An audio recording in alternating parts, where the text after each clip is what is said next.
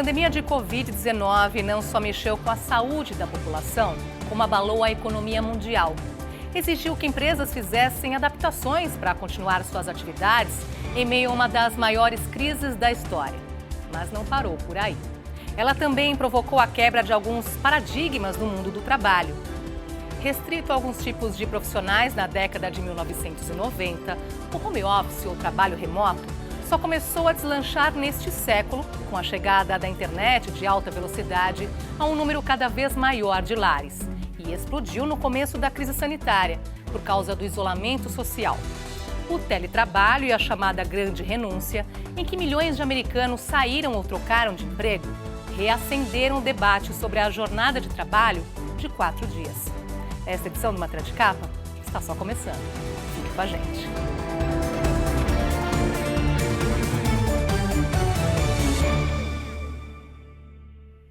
Após a chegada das vacinas e obrigados a voltar ao escritório após meses em home office, milhões de trabalhadores se recusaram a retornar ao trabalho.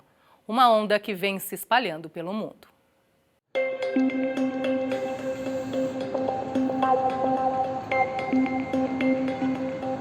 Apelidado de grande demissão ou grande renúncia, o fenômeno começou em 2021 nos Estados Unidos. Em novembro, 4,5 milhões de americanos saíram ou trocaram de emprego, a maior alta desde 2001. Em março deste ano, quase o mesmo número de demissões voluntárias. Entre os principais motivos, baixos salários, falta de oportunidades de progresso e desrespeito no trabalho. Muitas empresas se adaptaram para atender às necessidades dos trabalhadores, algumas de forma lenta. Elas passaram a se preocupar com o bem-estar dos funcionários e a oferecer oportunidades de trabalho remoto.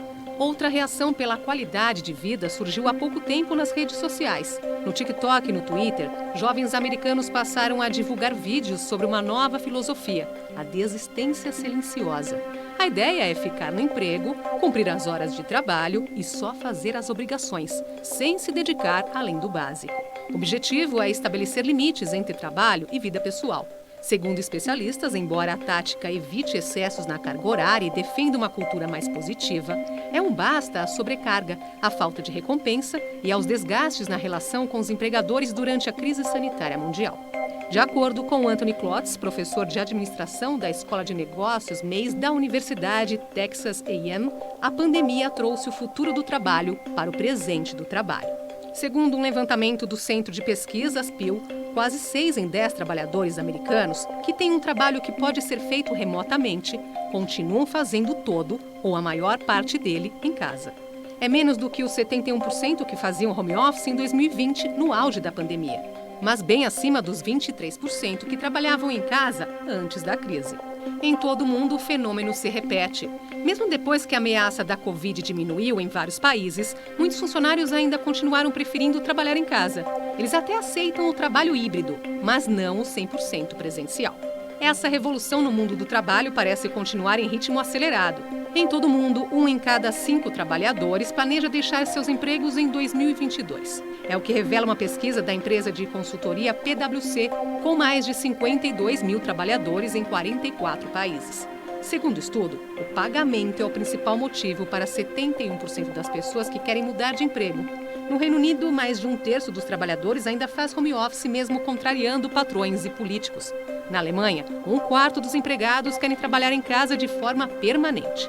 Aqui no Brasil, segundo uma pesquisa do Instituto Ipsos, 31% dos trabalhadores preferem trabalhar mais tempo ou só em home office no pós-pandemia. No entanto, o temor do desemprego, que atinge cerca de 10 milhões de pessoas aqui no país, pode fazer com que os trabalhadores aceitem empregos presenciais, mesmo a contragosto. Ainda assim, o modelo híbrido, em que o funcionário trabalha uns dias em casa, outros no escritório, veio para ficar. Muita gente está insatisfeita com o tempo que leva para chegar ao trabalho e voltar para casa, e quer mais tempo para cuidar da vida pessoal.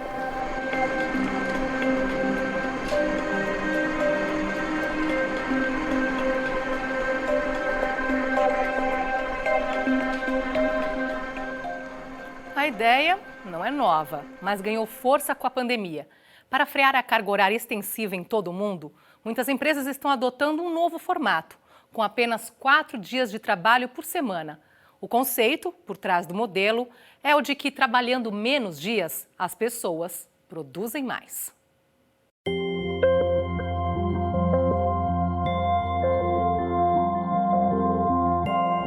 A proposta está em discussão há um bom tempo entre organizações não governamentais e empresas que se preocupam com o bem-estar dos funcionários. No novo modelo, são 4 dias de trabalho e 3 de folga. Foi com a pandemia que a ideia se espalhou por causa do isolamento social e de assuntos ligados à dinâmica do trabalho, como o impacto ambiental de milhões de veículos fora das ruas, a relação entre produtividade e horas trabalhadas e a economia nas contas de energia elétrica. A maioria dos países que aderiu ao modelo de 4 dias são europeus. Dinamarca, França e Espanha estão entre os principais entusiastas. O Reino Unido iniciou o maior teste mundial da proposta. 3.000 trabalhadores de 70 empresas participaram de uma experiência de um mês. Eles trabalharam 80% da jornada original e receberam 100% do salário. Inspirado nessas iniciativas, o governo de Portugal anunciou que pretende lançar um programa piloto parecido, com cerca de 100 empresas voluntárias. A proposta cruzou fronteiras. Nos Emirados Árabes Unidos, até os órgãos governamentais e o Banco Central aderiram. Aqui no Brasil, algumas empresas já começaram a testar o novo modelo. A principal mudança é dar aos funcionários um dia a mais de folga por semana, além do sábado e do domingo, sem redução proporcional nos salários. A semana de 4 dias, ela tem ganho força, ela tem tido mais força, ela nasce em países avançados, Nova Zelândia, ou então você vai para os países escandinavos, onde as condições de trabalho são diferentes do sul do mundo. Esse é o primeiro ponto importante, né? Ele não é uma tendência global, ainda que seria excelente. Nós sabemos que uma das respostas para o mundo atual seria uma redução profunda da jornada de trabalho. Você podia trabalhar não 4 dias por semana, mas 4 horas, 3 ou 4 dias da semana. Para os países centrais, ela é mais plausível, até porque uma empresa num país central tem condições de trabalho que é diferente desta empresa no sul do mundo. E quando eu falo sul do mundo, eu estou falando na Ásia, incluindo a China, as Filipinas, na África do Sul, na América Latina, no Brasil, no México. Então, qual é o problema? Ela tem chance de substituir? Seria vital que nós tivéssemos uma redução para 4 horas. Mas por que as empresas, muitas, recusam? Elas recusam porque elas sabem que elas vão perder a competitividade global entre uma e outra. Esta é a questão fundamental. A adaptação de vários profissionais ao home office não foi o único impacto da pandemia no mundo do trabalho. Outro efeito envolve profissionais que não têm a menor ambição de um cargo de chefia.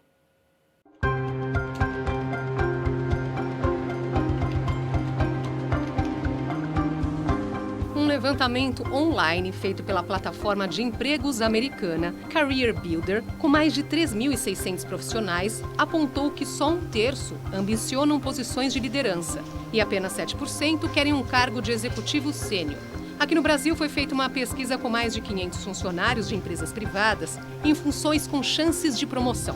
Eles disseram ter 2 preocupações em relação aos cargos de chefia. A primeira é se estão prontos para subir na carreira. A segunda é se conseguem manter um equilíbrio entre a vida pessoal e profissional. Durante a pandemia, essas inquietações ficaram mais intensas, segundo dados levantados pelo LinkedIn. Metade dos entrevistados pela plataforma profissional procuram vagas flexíveis, justamente em busca de mais qualidade de vida. Não por acaso, algumas empresas oferecem a chamada oportunidade de carreiras em Y, um modelo usado no século passado que permite ao profissional crescer. Um caminho foca em pessoas que querem liderar, mas ainda não tiveram essa experiência. O outro prioriza uma trajetória alternativa para quem quer se aprimorar como especialista, uma posição importante tanto para o sucesso da empresa quanto para a satisfação pessoal do funcionário.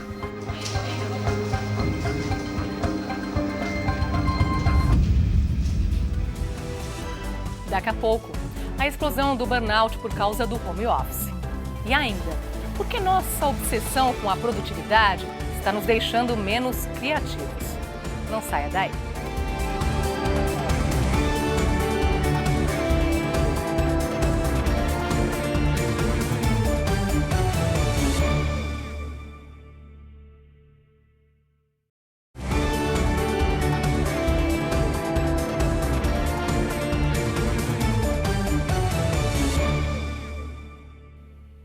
Chamada de síndrome de burnout, uma doença relativamente nova, ganhou espaço após a pandemia.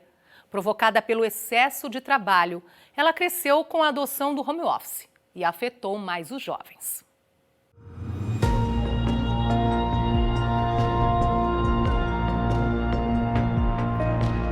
acordo com uma pesquisa do Grupo Adecco, empresa suíça de recursos humanos com 15 mil pessoas em 60 países, 38% dos entrevistados relataram ter sofrido da síndrome de burnout ao longo de 2021. Para 32% deles, a saúde mental piorou significativamente por conta do trabalho à distância. O burnout é um transtorno psíquico de caráter depressivo, com sintomas parecidos com os do estresse, da ansiedade e da síndrome do pânico. Mas, segundo especialistas, é desencadeado por esgotamento profissional. Causa insônia, dificuldade de concentração, irritabilidade e até dores no corpo. A síndrome foi incluída na Classificação Internacional de Doenças da Organização Mundial da Saúde em 2019. Se não for tratada, pode evoluir para casos de hipertensão, problemas gastrointestinais, depressão profunda e alcoolismo. Apesar de ser um problema de origem psicológica, pode desencadear AVC e infarto. Segundo o levantamento, esse distúrbio tem afetado principalmente as gerações mais jovens, especialmente quem tem cargo de liderança. Para 45% dos que fazem parte da geração Z, jovens entre 12 e 27 anos, o trabalho remoto e/ou híbrido aumentou casos de burnout e afetou a saúde mental. Esse índice é de 42% entre a geração Y, também chamada de millennials, pessoas na faixa dos 23 aos 39 anos. Já na geração X, com idades entre 40 e 61 anos, a taxa é de 35%. E de 27% entre os chamados baby boomers, que têm de 62 a 77 anos. O sistema de metas, veja, as palavras que dominam hoje, você tem que ser resiliente, você tem que ter sinergia. A resiliência é um candidato a ser burnout, porque se eu sou resiliente, eu vou trabalhar mais do que eu devo. Eu não tenho que trabalhar 8 horas, eu tenho que trabalhar 10. Ou se não for 10, eu produzo 2 vezes mais em menos horas, o que aumenta a intensidade. O resultado é o adoecimento. A obsessão pela produtividade pode nos deixar menos criativos? Nesta palestra ao TED, a antropóloga digital Rahaf Harfouch explica por quê.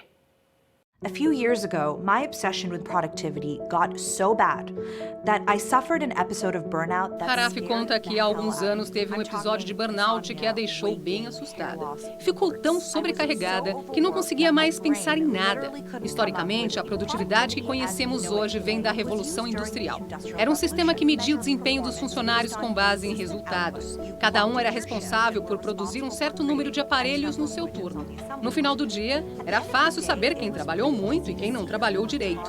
A antropóloga digital diz ainda que quando mudamos para uma economia de conhecimento, as pessoas começam a realizar tarefas mais abstratas, como resolver problemas e criar estratégias. Tarefas em que não é fácil medir a produtividade. Com isso, as empresas tiveram que se esforçar para descobrir quem estava realmente trabalhando e tentaram adaptar os sistemas antigos da melhor forma possível, criando cronogramas em que todos são pressionados a justificar como gastam cada segundo do seu dia. Rahaf conta que tem só um problema. Esses sistemas não fazem muito sentido para o trabalho criativo. Ainda pensamos na produtividade como uma prova de resistência. Tentamos criar o máximo de postagens em um blog ou passamos o dia inteiro em reuniões. Hoje o trabalhador enfrenta um grande desafio. A expectativa é de que seja sempre produtivo e criativo na mesma proporção. Mas é quase impossível para o cérebro criar novas ideias se ele não descansar. O tempo ocioso é necessário para ele se recuperar e funcionar de forma correta. Rahaf diz que, segundo um estudo da Universidade do Sul da Califórnia, deixar a mente devagar ajuda a desenvolver nossa identidade e manter interações sociais. Apesar da atual cultura da pressa, ainda sentimos necessidade de parar. Uma de nossas crenças é a de que, se trabalhamos muito, alcançamos o sucesso. Por outro lado, se você não tiver sucesso, deve ser porque não está trabalhando o suficiente. E se você acha que não está fazendo bastante, é claro que vai ficar de noite se cobrando mais do que deveria. A antropóloga diz que a produtividade afetou nossa autoestima a ponto de não nos permitirmos parar de trabalhar. E não há uma solução rápida para esse problema. Precisamos rever nossas crenças, para abandonar comportamentos autodestrutivos no trabalho e fazer mudanças positivas e duradouras. O único jeito de fazer isso é responder algumas perguntas. Estar ocupado faz você sentir que tem valor? Quem você considera um exemplo de sucesso? De onde vieram suas ideias de ética no trabalho? Nossa criatividade tem seu próprio ritmo. Haraf diz que tudo o que precisamos fazer é derrubar mitos e desafiar visões antigas. Afinal, não somos máquinas. E está na hora de pararmos de trabalhar como uma. We aren't machines, and I think it's time that we stop working like one. Daqui a pouco, os prós e contras do home office. E ainda, conheça algumas tendências no mundo do trabalho. A gente volta já.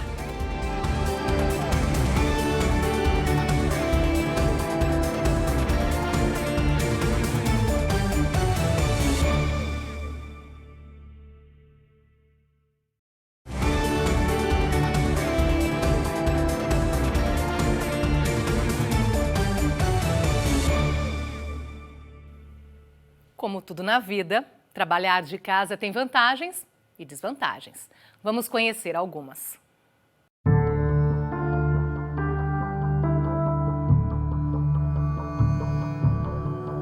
Vamos começar pelas vantagens. Dependendo do tipo de trabalho, é possível organizar melhor o tempo. Assim, o funcionário pode trabalhar quando se sentir mais produtivo. Há a possibilidade de economia. Uma das principais é a redução no custo de manutenção do prédio da empresa. Ao mesmo tempo, o trabalhador deixa de gastar com deslocamento e alimentação. Sem perder tempo com trânsito ou burocracias, fica mais fácil conciliar as atividades pessoais. Outra vantagem, principalmente para quem tem um espaço exclusivo para o trabalho em casa, é uma maior privacidade e a chance de fazer pausas. Mas um ponto positivo do trabalho remoto pode se transformar em uma desvantagem. É o caso do tempo. Se mal administrado, pode faltar horas para dar conta de tudo. O gestor deve estabelecer limites para que o colaborador não trabalhe em excesso e não tenha problemas de saúde. Distrações domésticas, como as tarefas da casa, filhos e animais de estimação, podem atrapalhar o andamento das atividades. A diferença da velocidade entre a internet do colaborador e da empresa também deve ser levada em conta. O ideal é que o empregador forneça ou dê uma ajuda de custo para que ele tenha a infraestrutura necessária. O funcionário que mora sozinho pode se sentir isolado. A falta de contato físico com colegas pode dificultar a comunicação. Pode ser mais difícil inserir novas pessoas. Por isso, a empresa deve promover dinâmicas para manter a interação.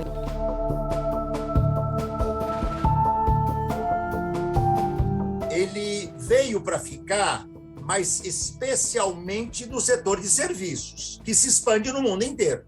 É impossível o home office para montagem de celulares, para indústria, digamos assim, automobilística, etc. Então, ele veio para ficar.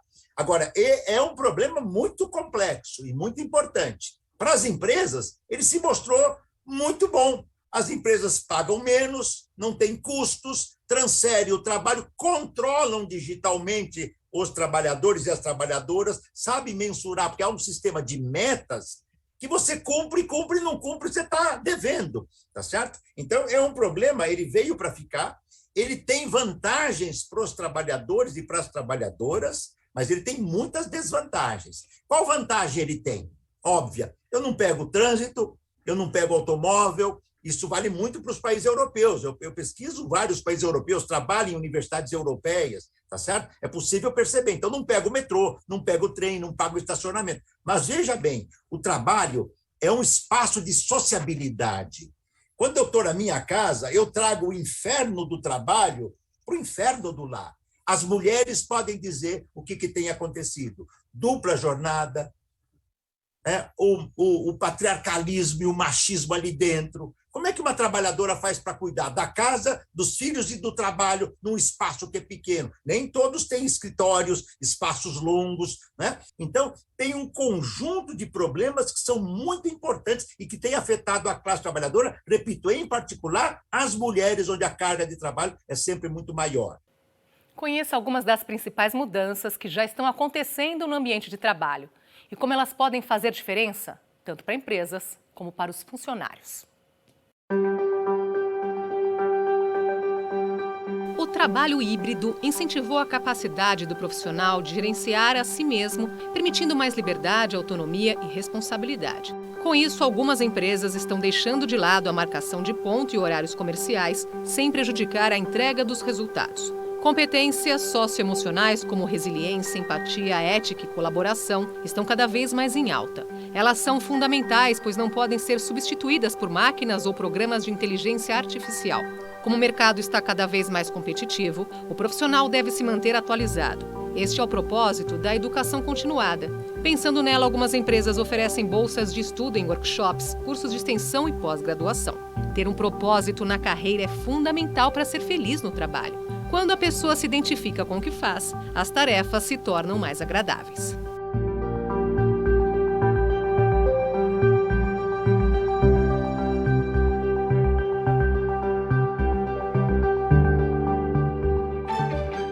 Uma coisa é certa: o trabalho não será mais o mesmo após a Covid-19.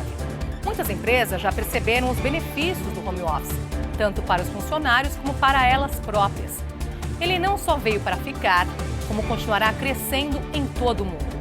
Claro que dependerá muito do tipo de atividade, do perfil da equipe e dos líderes e da tecnologia disponível. Já a adoção da semana de 4 dias deverá ser mais lenta. Por enquanto, grande parte da classe política e das empresas brasileiras aguarda os resultados das experiências lá fora, para avaliar se vale a pena aderir ao modelo.